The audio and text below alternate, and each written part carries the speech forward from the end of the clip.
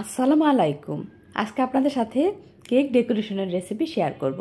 Cup cake কীভাবে decoration করেছি সেটাই শেয়ার করব। রেসিপি আগেই শেয়ার করেছি, আজকে শুধু ডেকোরেশন দেখাবো আপনাদের। কাপ কেক খুব সহজেই আমরা ডেকোরেশন করতে পারি। আমি কেকগুলো চেক করে নিচ্ছিলাম ঠিকমতো হয়েছে কিনা, দেখেই তো বোঝা যাচ্ছে কেকগুলো ঠিকমতো হয়েছে।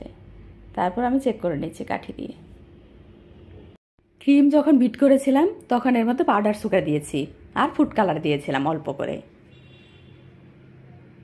বিভিন্নভাবে আমরা কেক ডিজাইন করতে পারি।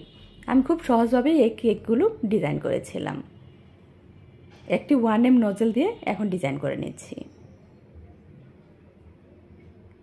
ছোট ছোট করে ফুল বানিয়েও এই কেকগুলো ডেকোরেশন করা যায়, তাহলে দেখতে আরও বেশি সুন্দর লাগে। কাপ কেক ডেকোরেশন করতে বেশি সময় লাগে না, আর এটা খুব তাড়াতাড়ি ডেকোরেশনও করা যায়। আমি ক্রিম দেওয়ার পর এর উপরে দিয়ে দেবো স্প্রিঙ্কেল, তাহলে সুন্দর হয়ে যাবে কেকগুলো।